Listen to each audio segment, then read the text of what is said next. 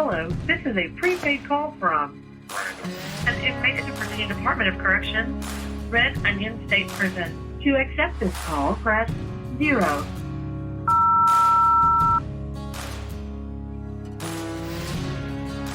This is Randall Via, currently serving 1,214 years for capital murder and armed robbery. Currently being housed at King Mountain Correctional Center in Oakwood, Virginia, USA. Welcome to the podcast, Red Onion Randy. I hope you enjoyed listening today. If you have any questions or comments or want to leave a message or whatever, I've got a voicemail line. That number is 1-888-524-1932. You can also visit my website, which is new and improved and got different features and whatnot at www.redonionrandy.com. I hope you do. Let's get started with the podcast. As the whole world knows by now, Trump and Elon Musk, the little power couple of Washington, D.C. nowadays, they've been pushing DOGE, the Department of Governmental Efficiency, which I'm all for, by the way. I absolutely believe in it, and this is something that should have been done freaking 100 years ago. Nobody, and I mean nobody on earth, wastes money more than a government does. I don't care what government, capitalist, democratic, theocracy, whatever, communist, socialism, they do nothing but waste money. So I'm all for DOGE. Of course, it's within reason, though. I mean, at the end of the day, you do have to spend money to get things done. I'm in prison. That shouldn't surprise anybody by this point. Been in prison for a long damn time. Going on 34 years. And you hear stories, you hear this and that, about, for example, the kitchen managers, they usually always wind up buying food that's supposed to come to us and just putting it in the back of a truck and selling it to the local restaurants and, family members for, a steep discount. And, other areas of prison graft and so on and so forth. Maintenance departments, they'll buy tractors or equipment or whatnot using taxpayers' money, and then they'll turn around and, they don't actually need it for the prison system, and they'll, sell it to their buddy for $500 just to give him a sweetheart deal and, put a little extra cash in their pocket. You hear all these kinds of things, especially, being in prison as long as I have. That blows my mind. And it makes me wonder, if this is what they're doing, what other stupid ass are they doing out there? Y'all don't have to feed me a damn steak 3 times a week. I'm not asking for that. I'm not asking for steak at all. I am asking for some decent vegetables, some decent fruit. That's not too much to ask for.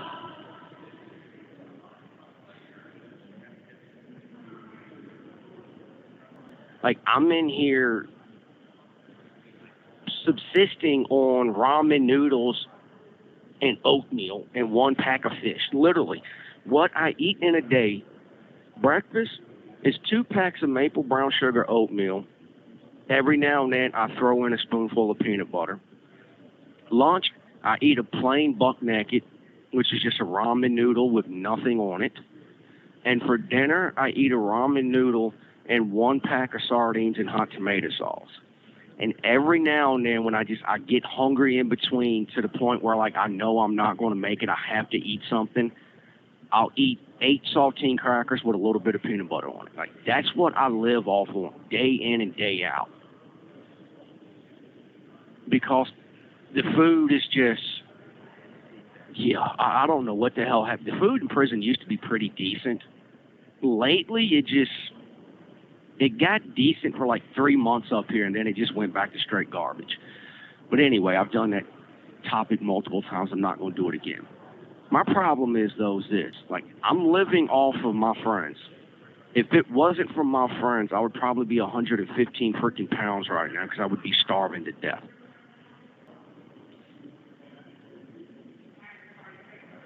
There's definitely truth to it because I've heard the damn warden come out of his own mouth at Red Onion back in the day telling me that one day when I was complaining about the food and I was actually showing him my tray and what it looked like.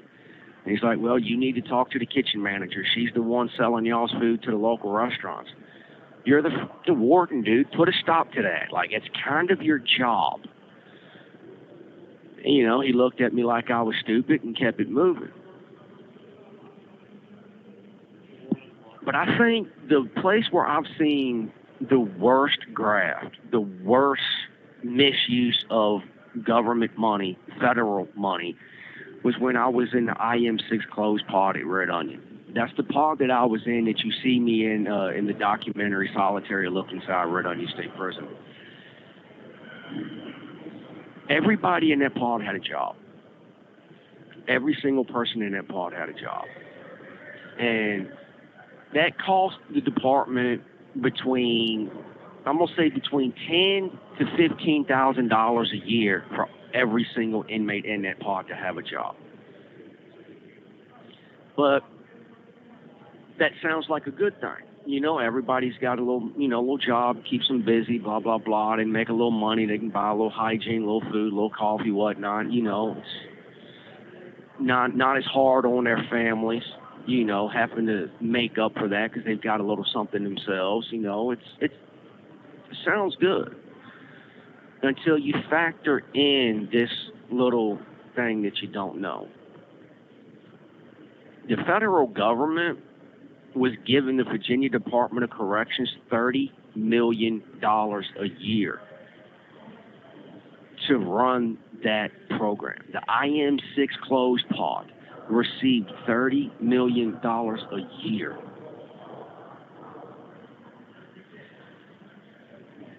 The inmates got somewhere between 10 to 15,000.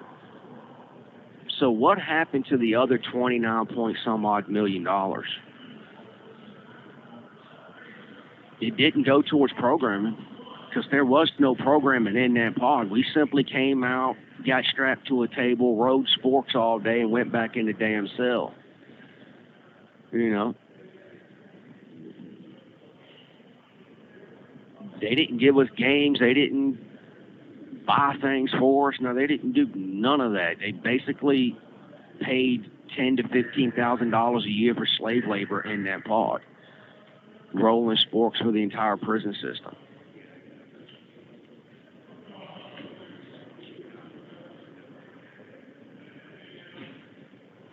$29 million.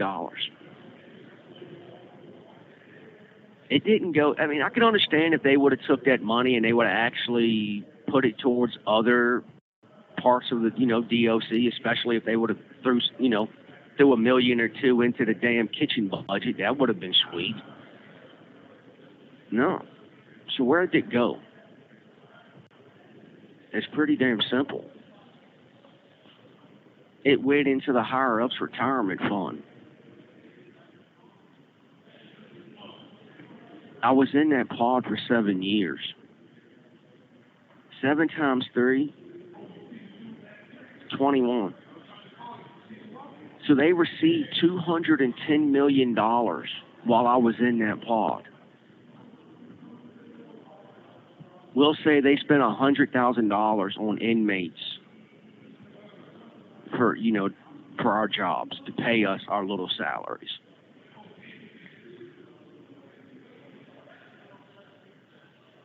That's almost $250 million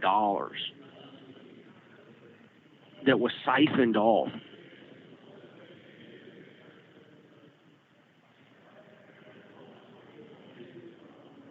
So a lot of people, they give Trump and old Musk hell now. And I can understand. They do some pretty wild things. They say some pretty crazy-ass things, and it's all hilarious. It is absolutely funny. little bit scary at times. I'll admit that.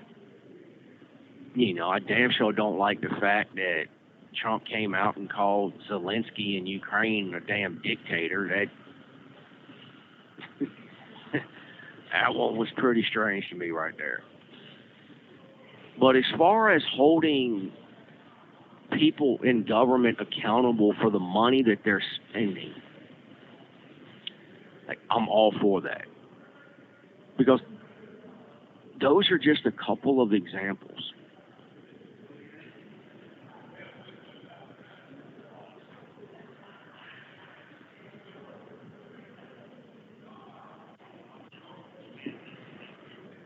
The states, every single state, all 50 states, receive federal funding to help run their prisons. If I could talk to frickin' Musk or Trump right now, I would do everything in my power to convince them to do this one thing. Tell every single state, if you receive federal money, then your prison system is going to be absorbed by the Federal Bureau of Prisons. There will be no more state inmates. Yes, you will. You know, your police will catch them. You'll send them to court. You'll judge them. Blah blah blah blah. But at the end of the day, when they actually come to prison, they are going to do fed time, and prisons are going to be run the same exact way as federal prisons are being run. If you're going to take our money, then this is the way it's going to be. Or if you're not going to give us charge of your prison system, then you're no longer getting federal funds to run your state prison.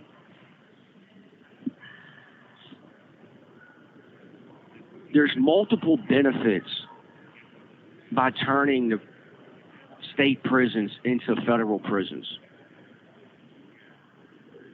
And I think the main thing is this: it ends discrimination in the justice system.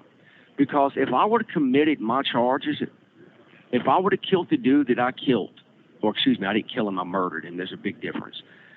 If I would have murdered the guy that I murdered in, say, Minnesota or New Hampshire or some other state like that, I would have been out of prison years and years and years ago. I would have done about 20 years, especially with, you know, me growing up and everything. I'd been on the street, what, 7 years ago? That's a lot of time right there. But because I'm in Virginia, unless they change the laws, which may happen, may not, I don't know yet. That's a whole freaking mess right there.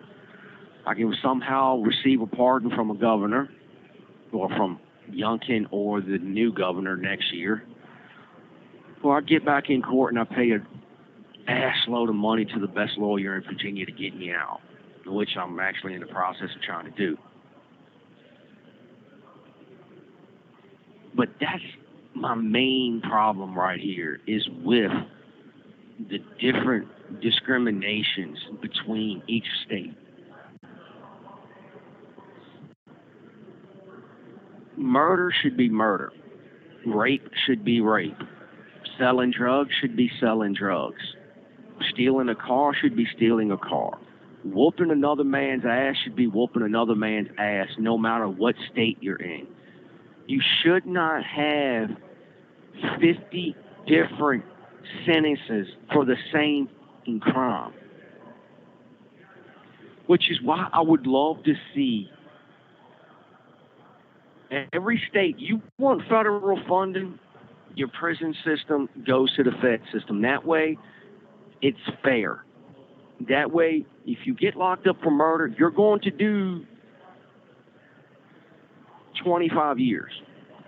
You get locked up for selling drugs, you're going to do 10 years, depending on the amount, give or take. You know, like, Crime should. You have 1 minute remaining. That's why every crime should have its own number. If you commit murder, no matter where you're at in the U.S., you're going to do 25 to 50 years, depending on your behavior and, you know, the things you do in prison. Like, it should be run this way. You want government efficiency? Then start in the prison system and stop letting these wardens and these directors and all these other people steal hundreds of millions of dollars of taxpayers' money every single year for these fake-ass programs that they're running. I appreciate you folks listening to me. Remember, if you want to leave some feedback on the show or, you know, ask a question or whatnot, again, that number inside the continental U.S. is 1-888-524-1932. Anyone outside the U.S., just put a plus in front of the 1. Works just the same. You can also visit me my website at redonionrandy.com or find me on X at redonionrandy. You don't have to, but if you want to, wherever you listen to my podcast, you know, go on and give me some stars, you know, or whatever is appropriate for that platform. You know, I'll take whatever you can give me and be damn grateful for it. But, you know, I'm trying to grow.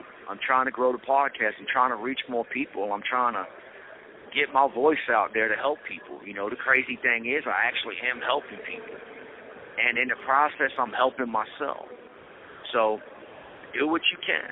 And don't forget, I got sweatshirts, T-shirts, and maybe some other merch coming soon. You can find the link on the website, redonionrandy.com. And y'all take care and stay safe out there. Hope to hear from you soon.